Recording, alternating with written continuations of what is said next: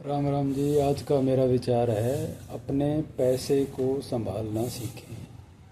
अब आपने देखा ही होगा जितने भी ये बड़े बड़े शहर हैं, गुड़गांव हो गया, नोएडा हो गया, दिल्ली हो गया, चंडीगढ़, मुंबई, लगभग जितने भी बड़े शहर हैं यहाँ पे पहले किसानों की ज़मीन हुआ करती थी।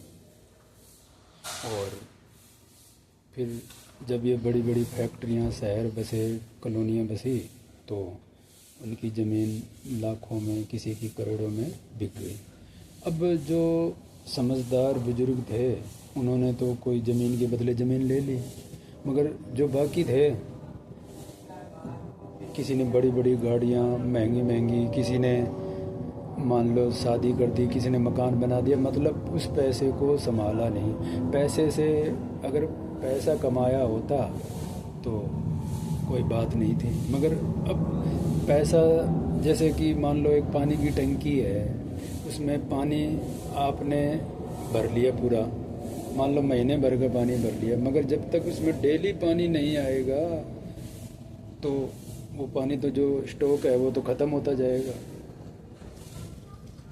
और पानी जब डेली नहीं आएगा तो पानी ख़त्म हो जाएगा, तो हमें पानी तो डेली चाहिए। इसी प्रकार से धन का है, अगर धन रोज़ नहीं आएगा तो धन, जो संचित धन है, जो आपके पास धन है, वो ख़त्म हो जाएगा।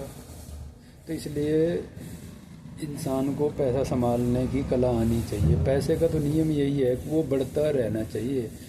रुका हुआ पैसा और रुका हुआ पानी, जैसे रुका हुआ पानी सड़ जाता है, ऐसे रुका हुआ पैसा भी ख़त्म हो जाता है।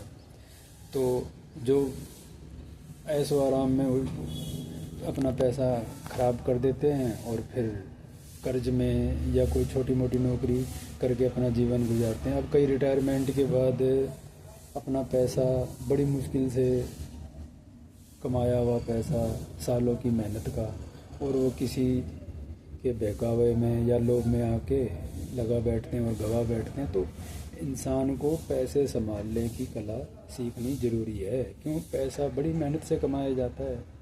जो इंसान पैसा आसानी से कमा लेता है और फिर उसको रोक नहीं पाता, तो फिर वो बड़ी मुश्किल में आ जाता है, कर्ज के जंजाल में, और अपना परिवार और आर्थिक दृष्टि से काफ़ी कष्ट पाता है। इसलिए हमें पैसा संभालने की कला सीखनी बहुत ज़रूरी है। ठीक है जी, राम राम।